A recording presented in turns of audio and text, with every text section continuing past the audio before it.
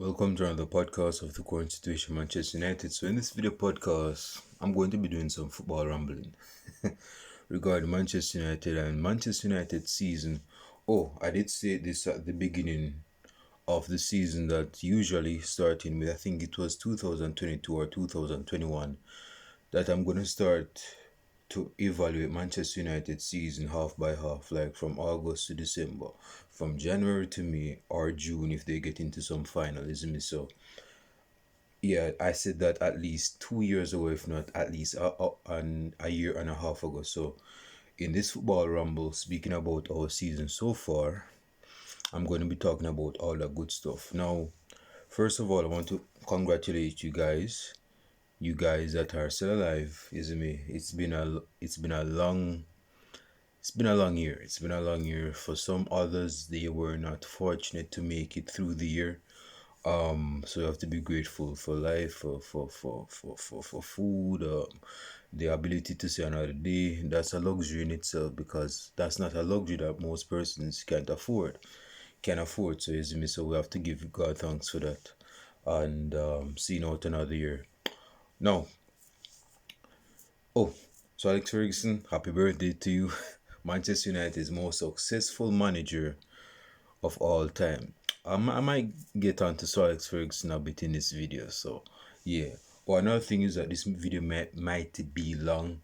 I'm just in that mood to do a video, man. I have to spring out a few stuff given Manchester United's result yesterday and also our season so far. Now, okay. So Manchester United's game yesterday against was it Sheffield United, right? Yeah, Sheffield United that beat us. Was it Sheffield United? Man, I'm forgetting. I think yeah, Sheffield United. Yeah, they beat us what 2-1. No, it was Nottingham Forest. My head. I'm always getting mixed up with Sheffield United, Bedford, and Nottingham Forest. I'm always getting mixed. It's like a couple of years back I used to get mixed up with West Ham and Aston Villa. It's like, bro, what are you? You're not even like 30 yet and you're getting all these same moments, man. Imagine when you're like 40 and so. But in this video, I want to talk about the game yesterday, thoughts and etc. Of course, it was a poor game. In the first half, understatement. Our game was just dire. Our game was just poor. Of course, in my match reaction that I did yesterday, I question why Rashford was playing through the middle. This is not Barcelona you go play against. This is not a Bayern Munich you're going to play against that's going to play. Not even Liverpool you're going to play against that plays a reasonably high line. How is it that you're going to play Rashford through as a number 9, you see me, and he won't be given that space behind to run into? Nottingham Forest at home is going to deprive Rashford space. You see me? And even though they're at home, they're looking to at least get a point or a result against us, which could result in a win for them or a draw for them. So they're not going to be looking to be expansive or they will get trashed 5-0. And they don't want to get trashed 5-0. So because they don't want to get trashed 5-0, they set up pragmatic at home to deprive the space of Garnacho, Anthony, which he ain't going to do nothing with the space anyway. But to Rashford and Garnacho, is me, so they don't want to give those guys space. And it goes to show that we don't have the players to break down, and this has been a complaint of mine for a couple of years now. We don't have the players to break down no block sides, which leads me into another complaint. Bruno Fernandes, as stated, as stats would have it, that Bruno Fernandes all of this year has created 100 chances, I believe, in the Premier League or in all competition. No, it's in the Premier League. I'm not bought on that thought. I'm not so big on that statistic.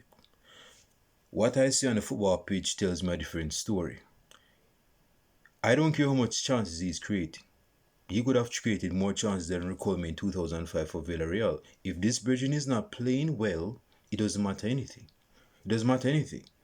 Again, the same can be said of Odegaard. I'm pretty sure Odegaard creates chances, but he's not playing well, is he? So it's different. It's a different conversation.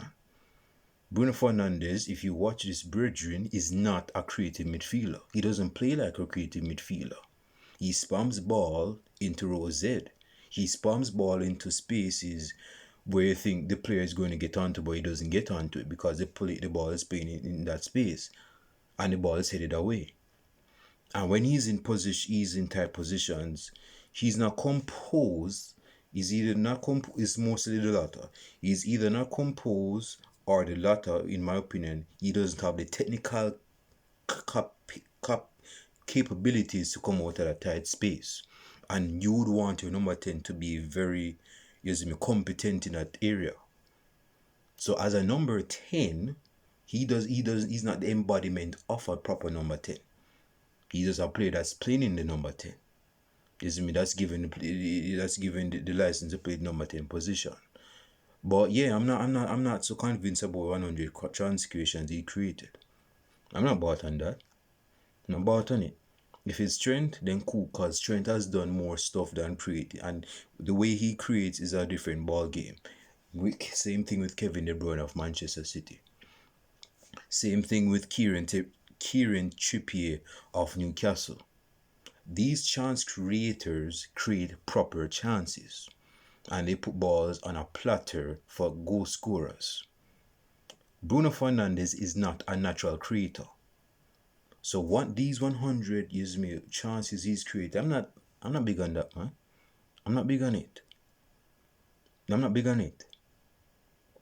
Now some person may say, well, if it was Christian Eriksen, person would say Christian Eriksen is the best number 10.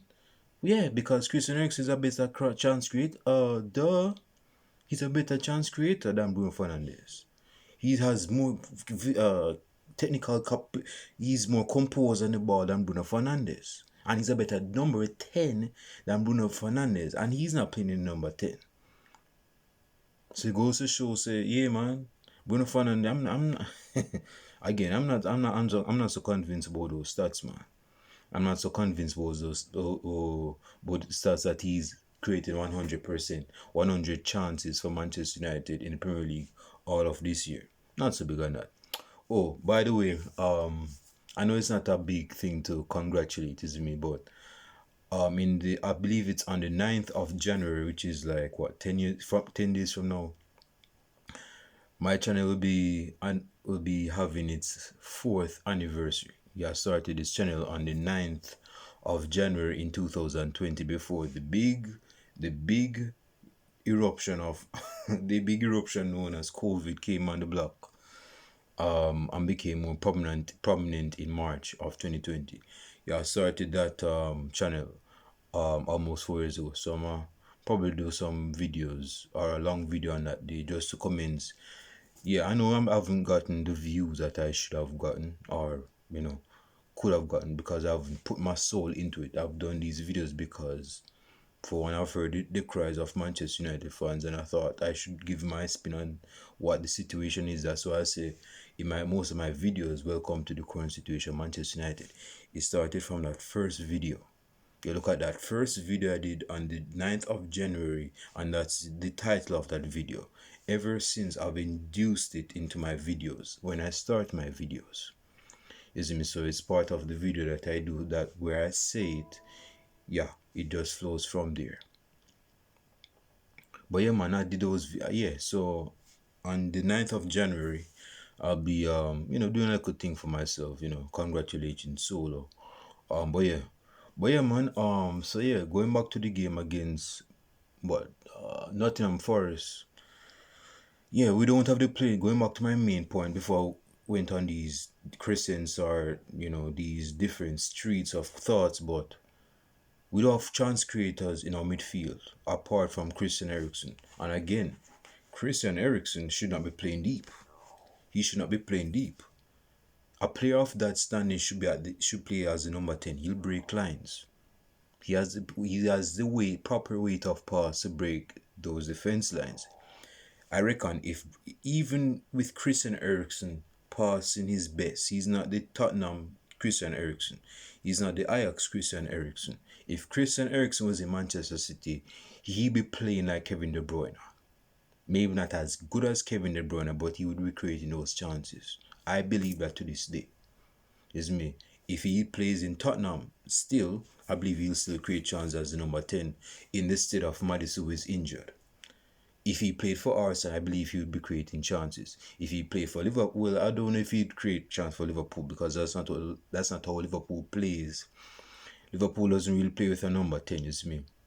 No, they just play with hard-working midfielders, and they have Szoboszlai, is me, that does some magical beats. But I know Liverpool fans, so what do I know? But the point is that we have a player that we're not utilizing to his own benefits.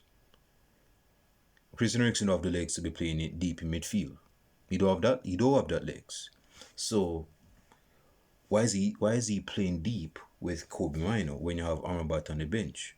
What point are you trying to prove, Erik Ten Hag? What are you trying to prove? Are you trying to flex the squad?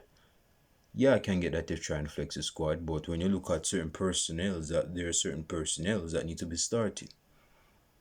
Kobe Mino, he's a young youth. He needs to be starting with an experienced, season-ripe defensive midfielder beside him that can give him the conviction, the confidence where he can push slightly up and have Amrabat as the lone six. But of course, say Amrabat needs some legs beside him because he's not as quick. He's not quick on it. He doesn't have the recovery of pace like that. So he needs assistance. So yeah, man. Yesterday we couldn't break down their defense. And going back to Rashford, Rashford is not no link man. Rashford is not no target man. You can be playing Rashford against a low block side and expect him to be effective. Rashford doesn't. If you're playing deep, if you're playing against a deep side, I should say, Rashford is not the striker to play up top. He's not the striker to play up top. This Virgin is going to be non-existent in the game, and you're going to be playing with 10 men. He's just going to be a valueless placeholder. He's not going to have no value in the squad because he's going to be non-existent. If you play him even on the wing against a low block, he's not going to be effective because there won't be no space for him to exploit. So again, this is where the faculties, the deficiencies of Rashford is brought on the surface, where his benefits, where his strengths is suppressed. If he's playing against Liverpool with a high block, Rashford will run into dead alleys all day, and he'll cause straight a few problems on the left hand side. But if you're playing against, let's say, a Stoke in 2009, you're playing against a 2017 Burnley. How is it that you're going to use Rashford to be a player to break down? No, Rashford isn't a player that breaks down the sides with his passes because he's not that type of player. He's a player that likes to exploit players, pass players. And Rashford is not the greatest dribbler. He's not the best technical ability player with the ball at his foot. So the best MO for him, the best goal for him is to pass players with his pace. And he has done that all over the years since 2016. So going back to my point, how is it that Rashford is going to be effective against a low block? This is where Rashford is supposed to be on the bench, and you go get a striker of Wakehorse that you could have had in the squad, play him up top, allow him to drop slightly in the link-up play to break down the play, and let the wingers run in behind. Because when the ball is played into the feet, and this is where Fellaini was effective as well. If you played Fellaini up top, so the ball is going to stick to him like glue. He's not going to let go of the ball. You play the ball into Fellaini, he's going to chase it down in control. As someone would say, he's like Lionel Messi with his chest when you play the ball into him, because he has great ball control with his chest. So if you play a target one up top against low block sides, you're going to be effective if they know what they're doing. If you play a Giroud, a Zlatan, a Diego Costa, a Didier Drogba, they're going to be effective in that role. Not Rashford. Rashford is not a striker. And that's where the naivety of everything comes to the surface. Why is it that, again, man, I don't understand. If you're going to play Rashford wide, Again, I would prefer that you play Rashford from the bench and he start Garnacho on the left, which happened, but Rashford played through the middle. Yes, Martial is sick. Yes, Holland is supposedly sick. But still, man, as a manager, you're supposed to have different strings to pull when something is not going your way. You're supposed to have like a plan B if something is not going your way, if plan A is not working. Is me. So if you're not getting your way with Nottingham Forest away from home and you're going to their home to play football in the Premier League, how is it that you're going to get one over on Nottingham Forest? Because these are the games that we need to be grinding out results and winning if we want to win the Premier League. We should not be overlooking these games and say, oh, we'll make up for it when we're playing against them at home. We're losing to them 2-0 in August. Don't you remember that? And because of our fortuitous nature, Manchester United's fortitude is me being fortunate as well. We go draw the game. I think we won the game 3-2 or 2-2. But it's either we draw the game 2-2 or 1-3-2. Is me so yeah, so these are the games you can't be taken for granted because they're quote unquote small sides that will get the drop in May and get relegated. We can't take them for granted. These same small sides are saying to themselves, all right, boom, we may get relegated, but let's do one over them. Let's try to get 3 points off of them or at least 1 point. Yes, we're going to get the drop. It's like, you're trying to rat on your friend. You're trying to snitch on your friend. And your friend saying to, well, him rat on me. Well, I'm a rat on him. Cause you're ratting because you get caught in trouble and because you want to be spiteful. You're saying to yourself, man, well, I'm in trouble, but I'm not going to go down alone. I'm gonna bring them with me. That's the same mentality these small sides have. So yeah, them know so them go get relegated at some point in relegation, or they be in the relegation zone, but they're saying to themselves they're going to try crack house a result against these top sides, frustrate them and devoid them of space. That is what they're going to be saying to themselves because they have no other alternative. So this is where Manchester United's faculties and deficiencies come to the surface again, like I said, man, because we can't break down those sides. We don't have a player in our squad apart from Christian Eriksen that can break the line of pass to break down their defense. And we don't have the system to do that anyway. So it's like, what the hell? We're using Christian Eriksen deep. Kobe Mino is still young. Maybe when he gets there, he might, if he evolve his game. But he's not that type of player. So, how is it that we're going to break down this side? We go take long shot out of the box now. Is that what we're going to resort to? That's effective, but is it sustainable? These are the questions we need to be asking ourselves. So because of our poor defense yesterday, man, our inability to pick up on the break when they're breaking against us to score the second goal to win the game. Why is it that we're just chasing the ball? Aggressively go for the ball, get a yellow card or something, get a professional foul or something. Yeah, man. I'm just remembering. I think it was was it Valverde's tackle? I think it was Valverde's tackle on Morata a couple years back, and Morata was through on goal. Valverde go put him foot through the man's foot and go get a red card and he get sent off for it. No, them never. Atletico Madrid never get a goal because of it, because Real Madrid through Valverde refused to allow Morata to go score that goal. He didn't just shove off. He go put his foot through the player and go get book off. Him go and get sent off for it.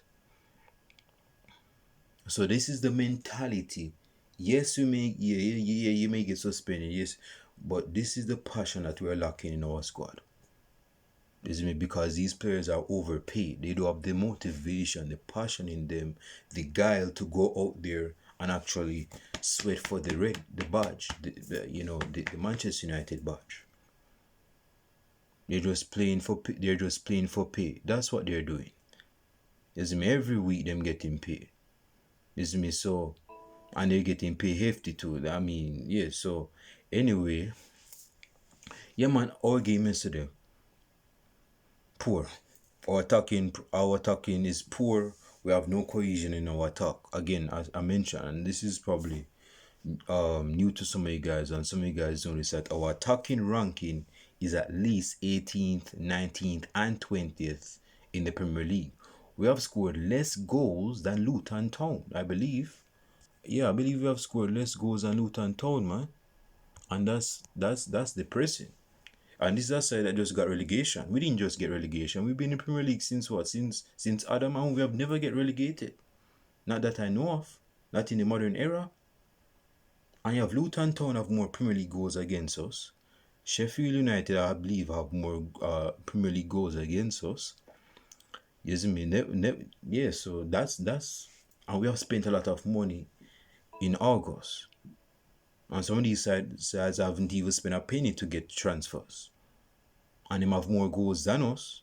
So that says a lot about our incompetent side that you would expect to have more goals to be in the top four than to have them have more goals against us. That's very telling. But everything up. Why is it? Here's a question. Like I said, bro, I'm going to be all over the place. I'm going to be all over the place. I wanted to do this video as soon as possible because I knew that if it slipped me, I wasn't going to do the video. Why is it that so many guys are still everything out in? Seriously. What point are you trying to prove at this point of the season? I don't understand. Please clue me in. I'm missing the picture here. What is it? Why is it that you're still backing everything Hawk? Why is it that you're still blinded by his incompetent nature as a manager? Why are you still sticking with him? Has the malarkey has wool over your eyes that you cannot see the light? This guy, he doesn't even know what he's doing. And this is a Dutch manager. This is why I'm very suspicious of Dutch managers, isn't me? I mean, LVG, he's a G, isn't me? He's done his thing at Ajax, he's been at Barcelona, he's been at Bayern Munich, isn't me? He's been all over the place. He's won trophies, he's all true to the game. He's known in the game of being a proper manager. No, he hasn't gotten it all right all the time, but he's still a top tier manager at the time. But apart from him, I don't see no proper Dutch manager that is competent in world football right now. Hell, Frank de Boer, when he was at Crystal Palace in 2017, man, got sacked after 4 games. He didn't score no goals. He conceded 7 goals. Jose Mourinho go cook him in a press conference because his side didn't score no goals. And his side conceded goals. This man, he got sacked because of that. So, Erik ten Hag, why is it that you're giving him time to prove himself? Why is it that you're waiting until the time bomb has ticked off? Because you're seeing the signs. Why is it that you're waiting for the volcano to actually erupt? You're seeing the signs that the eruption is about to implode. It's about to happen. So why you want this brethren to stay? Why is it that you want to stay in a moment of despair where you're suffering? Why is it that you're suffering from the Stockholm syndrome? Why? Because the Stockholm syndrome dictates that one loves, it's like you have a masochistic nature or something. You love pain to be inflicted onto you. So many guys just love pain, man. Is that the new era of Manchester United fans? I want to know, seriously. Are you guys just doing it for drama, for clicks? Because the drama get more clicks. What's the emo here? Seriously. Because I don't want everything out to stay. I don't want him to stay. I don't want him to stay. Because him staying at Manchester United makes more of us as a circus. And I mean, look at it, man. If you're a CEO of a football club, and say your manager, the manager that you appointed for your club is failing, and has failed a lot of times this season, has 14 losses in our competition, almost 15 losses this season in our competition. Why is it that you're still sticking with this guy? Why is it that you haven't pulled the trigger on this guy to get him out? Why is it that you're still, patiently waiting until things get worse? Is me? Why is it that you're just I don't even know, man. Why is it that you're just sticking with this guy, man? Yes, I get the argument that they can't sack a manager every 2 years because you have to stick with a manager. I mean, look at Arteta, what he's done at Arsenal. Arsenal has finished eighth, fourth, eighth. I think they almost finished 15th. And when they finish 15th, after the season they finish 15th, they go finish second. They're almost in the Premier League, and they're in like third place or second place. They're almost in top tier of the Premier League. Arteta is still, interested in. Not really. They're fans of Arsenal. I'm not in the Arsenal camp, but they're fans of Arsenal that wants Arteta out. And because they have set the precedence of last season that they almost won the Premier League and they finished second, so they have to win the Premier League this season. And that's not going to happen. Because he has set the precedence, says second is his best. And if you want to improve as a manager, you have to go top second place. Will he top second place? Highly unlikely. With Liverpool looming, with Man City gaining points right now, getting into their zone, building up, getting into their element of the season. Because I know say Man City is like us, is like who? Is like Usain Bolt. Usain Bolt was never known to have the fastest acceleration. But once the 3/4 of the race is over, this Bridget is in first place. And he's going to win first place. Man City moved like a soft pole last season. Have a fast acceleration, was first all the way through to the 90% of the season, and then him go fall off into second place. Usain Bolt would have won. He didn't start being in first. He didn't have the best of starts like Man City, but he worked himself into it. That's what Man City is known for. It's like cooking, man. You go put something in the oven and it heats up eventually. It's not just like the flicker the light and light just turn on. That's not how the Premier League works, not with Man City in it. So the way how the Premier League is right now, with Arteta, going back to Arteta to make my point, there are fans that want Arteta out. So yes, he's made improvements with Arsenal, but that's not going to be at Manchester United with Erik ten Hag. These things are not good. This is where I lost it with Erik ten Hag. It was in the summer when he signed Mason Mount. I questioned that sign. I didn't want Mason Mount nowhere near Manchester United. I don't know what Mason Mount would bring to Manchester United that would be of Manchester United's benefit and to his benefit. Because Mason Mount, based on what I understand him, is a number 10. He's a number 10 or plays as a false nine or as a left winger, whatever. But mainly as a number 10. I know he ain't going to start over Bruno Fernandes. So what is the purpose of this signing? Oh, he's going to be second place to Bruno Fernandes. And go spend 55 M's on his brethren for second place? That doesn't make sense. So that is where I lost my head to everything I was saying. That don't make no sense. Oh, that is where the red flag started to start. It's like it was shouting at me, say, this manager is losing his screws up here. So he's not making the right choices. He's signing Mason Mount from Chelsea that doesn't want Mason Mount. What? So, and another thing, him go sell Fred. Now, Fred hasn't been the best Manchester United player, and he hasn't been at his best since when he came to Manchester United in 2018. But why sell Fred?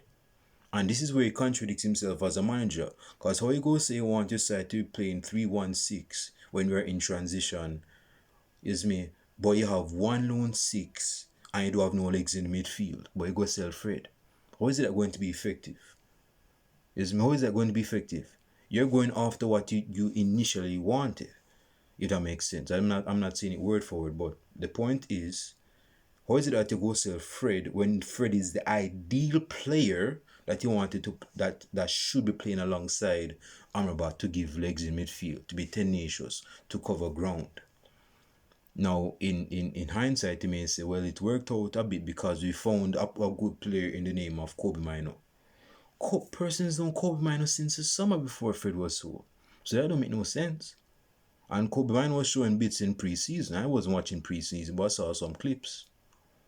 So, so it doesn't make any sense really when you expound thought on it. That this manager is incompetent, and going to man management, he's not good in that department. He followed with Sancho. He followed with Casemiro. He fell out with Ronaldo last year. And Ronaldo go expose him, use him with his, you could say, his complaining, whiny interview with Piers Morgan. But he exposed what this manager thought of Ronaldo and how he treated his side. That this manager is out of his depth. He's not a good manager.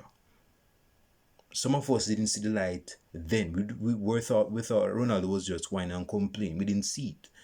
But since then, we have seen things that we're saying to ourselves, say, Ronaldo is onto something, I back Ronaldo. No, here's the thing. Ronaldo could have been spiteful because he wasn't playing, because Erik Ten Hag knew that Ronaldo was washed. He was finished as a top tier player. You see me? That's why Ronaldo was not playing. And because Ronaldo was dropped, he didn't like that he was dropped. Ronaldo thought he was 27 in his prime, where he could be starting games time after time. That wasn't the case. You're not that guy no more. You see me? And that's why he dropped. And even when you start games, you're not playing that good. That's why he got dropped. I didn't like that. And I backed that. I backed that. You were not playing when you needed to be dropped. But you didn't want to become second wheel or third wheel to Martial and to, whatever striker we would have. So you wanted to go on a high horse, which worked out in your favor because you're doing good right now, and go to Qatar, in Saudi Arabia, and play football and get a lot of money. Because you and I'm not hating on you. But now we're seeing that Ronaldo was right. Yes, he should have been dropped because he wasn't good enough, but he was right that this manager is not good for Manchester United. He's not good. He's just not good. He's not good as a man. So I don't get why some of you Manchester United fans are hell bent on giving this brethren time. Yes, 4 years. Yes, five. His contract is almost finished. Is what he has like one more season left. You see me? He's not going to stay here long anyway. Again, like his day of reckoning is coming, man. It's about time. It's just a matter of time before he gets chopped. He get caught on the chopping board. Just give him time. He's gonna get it. Isn't it? So yeah, I don't see. I understand that Man United fans don't want to be so quick to give up on a manager because they want him to probably see out his contract. Okay, he has failed. He's on a 3-year contract. Bin him off. He wasn't successful. Some persons are saying, no man, make him stay, man. Let us see what he does in his 3-year contract. Let us see if he can prove us wrong. He's not going to prove. Dude, this brethren has broken unbreakable records for Manchester United. Not good ones. We have had the worst season since 1923 or something. And that's back in Prohibition. It's me if you're in the United States. That's a long time ago. That's almost a decade, actually a century ago. It's because 1923 is, that's a century ago. I think it's 1929 or something. But anyway, you get my point. So the fact is that we have been poor since all them seasons. And we have scored the least amount of goals since 1970s. I can't even remember. And we have conceded most. Man, I can't. We have broken unbelievable bad records. And this is why I said to myself, this is not Manchester United anymore. This is Man U. I remember when I was younger in Jamaica, we used to call Manchester United Man U. I must start calling back Manchester United Man U because this is not Manchester United. We don't have the aura to be called Manchester United Manchester United. Our rivals are taking us as jokes. They want everything to stay because he's like the hook, the good guy Charlie of the neighborhood. He gives away points for free. 3 points away for free. He gave that to Bournemouth at home.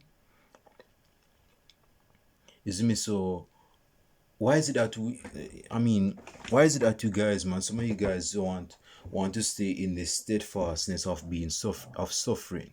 It's like you guys it's like Israelites from Egypt, man. You want to stay in Egypt to enjoy the food, although you're getting beaten for the hard work you're doing, and you're not getting the deserved pay you deserve, but you want to stay there because it have good accommodations, good food, good women, whatever.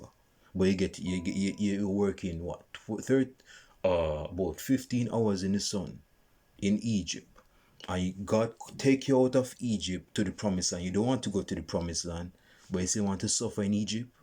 What's up with the sick Stockholm syndrome, man? You guys moving like hostages. Why you want to stay as hostage? These are questions we need to be asking ourselves, man. Seriously. This is a new year we're going into. And in a second, I'm going to evaluate Manchester United season, which doesn't need much of an evaluation because everybody knows that. Is me, even a dead corpse know that. So but I'm still evaluate it because there's some things I just need to break down. All right, 35 minutes. I want to be finished by 50 minutes. No. So yeah, man, I don't understand why some of you guys are still backing Erik Hawk. Is me again. I understand that some of you guys have a valid point, to be honest. Some of you Erik inners have a valid point. Okay, some of you guys have this counter question like, okay, you want him out? Who you go have replaced Erik Hawk? You want Erik Hawk? Who is in the managerial market right now that can replace Erik Hawk? Oh, we can get Hansi Flick. Hansi Flick of Bayern Munich. He used to manage Bayern Munich. I don't know, bro. It's a tough.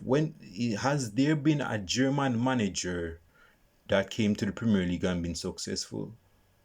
Well, you have Tuchel, you have Jurgen Klopp, of course, but I believe that Hansi Flick would be successful at Manchester United.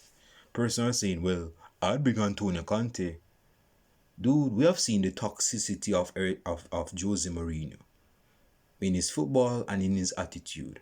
We have seen the toxicity of Erik Hag now in his attitude and in his football. Why is it that he want to bring a third timer like that in the name of Antonio Conte? Why? We have seen what he has done in his latter years at Chelsea, in his last season at Chelsea, and his definitely last season at Tottenham. So I want to bring that guy at Man United to stabilize the side. This side needs stabilizing. You don't think everything Erik's trying to do that, and he's failing poorly by falling out with players? Man, my battery is dying. my battery is 77%, and my brother says his battery died. But yeah, man, we don't need Antonio Conte at Manchester United, man. Go bring that to Italy. We don't want that bridging nowhere near Manchester United.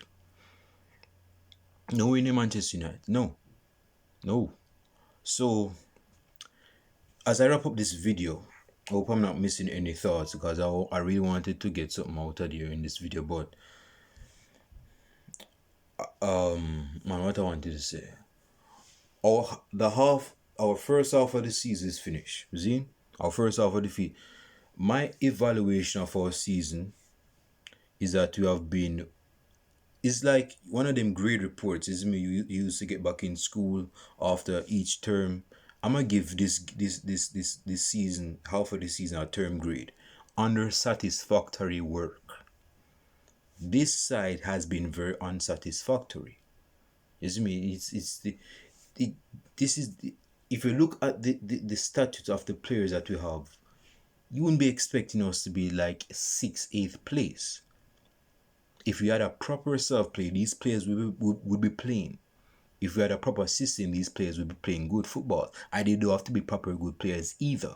Because you look at Liverpool. Liverpool have 11 world-class players. But they have a system that works for them. Man City, as good as they are, they don't have 11 world-class players playing for them, but they get the job done. They play their way. Same with Arsenal. Even Arsenal is dropping points by the way, so they have a game against Fulham right now. But they have a style of play. You look at Tottenham under Postecoglou, they have a style of play. They have a style of play.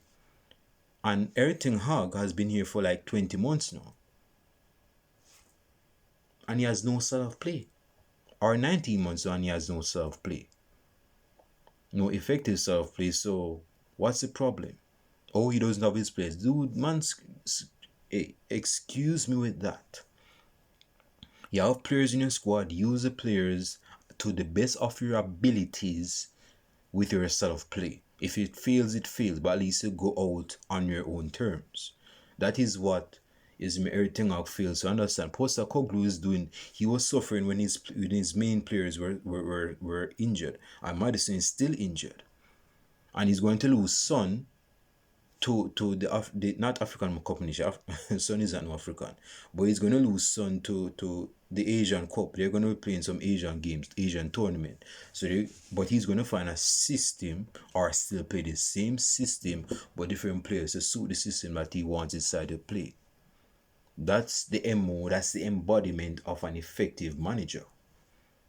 Everything again, no effective manager is me. Yeah, yeah. So again, bro, this brethren, as much as I want him gone, I don't see him going anytime soon. The best time I see him getting sacked is probably sometime late January. If things get really bad, like this desperately bad, like we lose our next 4 or 5 games, he's gonna get the sack.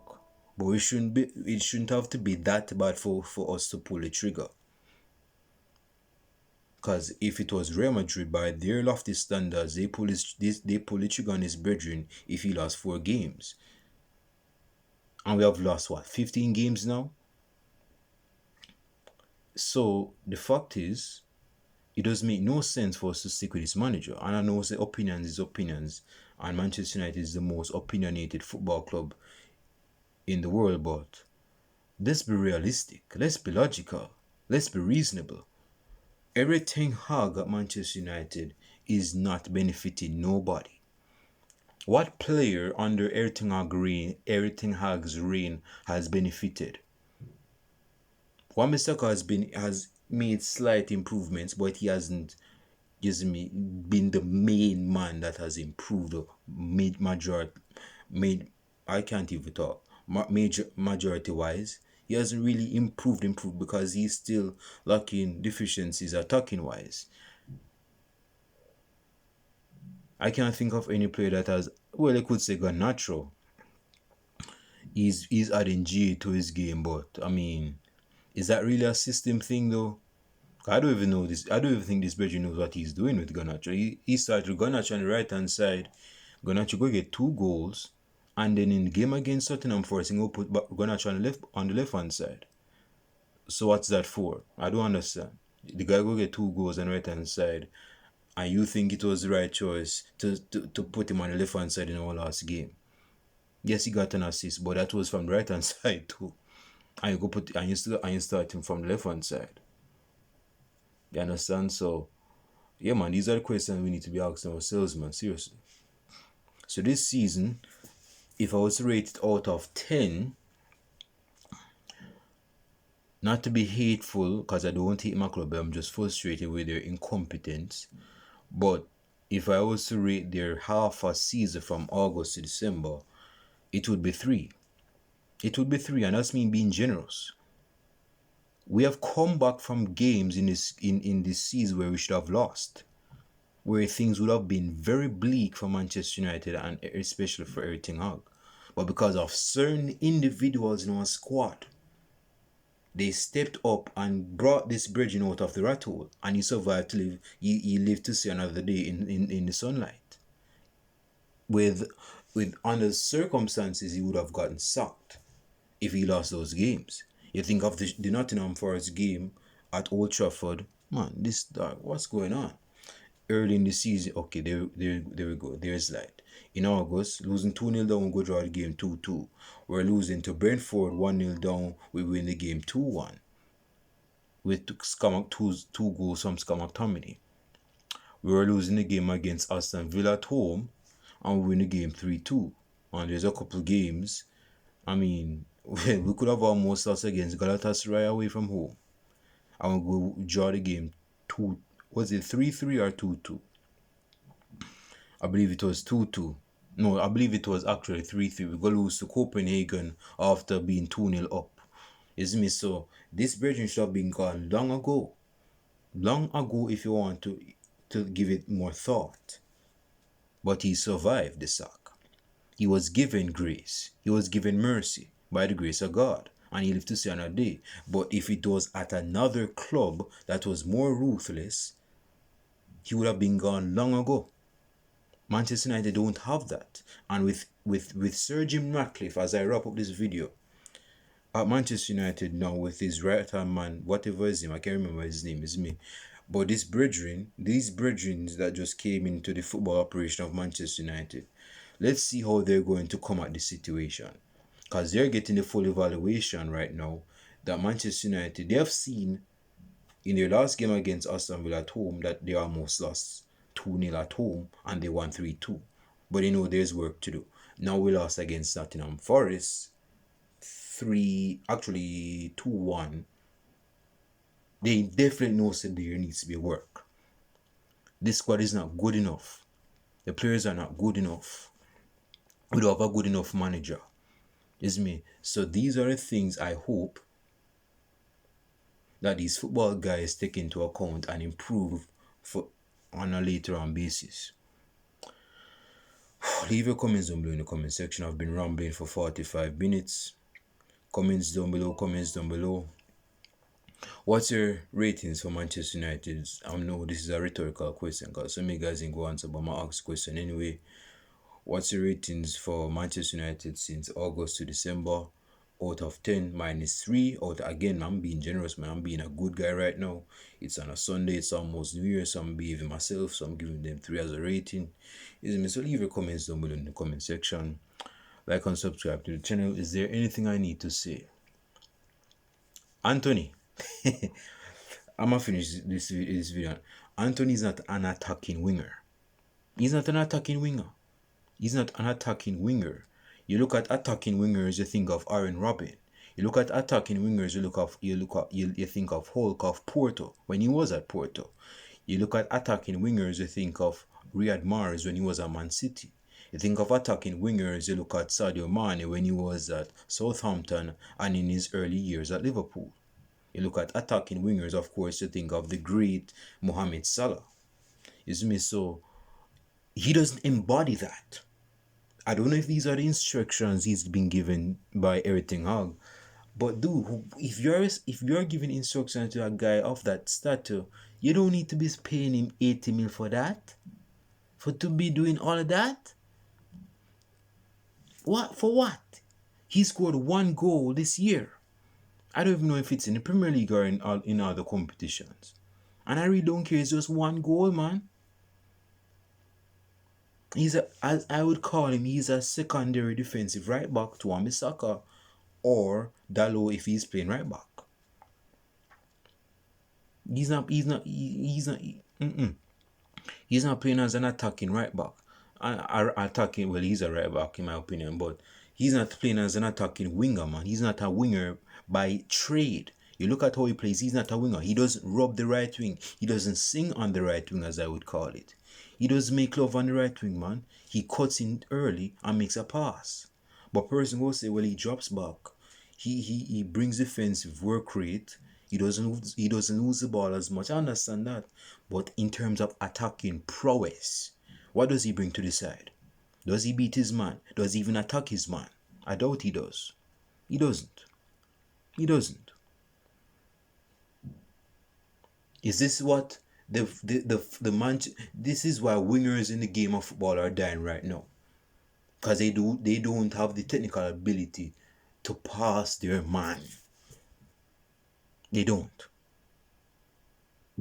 And Anthony and other wingers are the embodiment of that. They explain that claim to a T.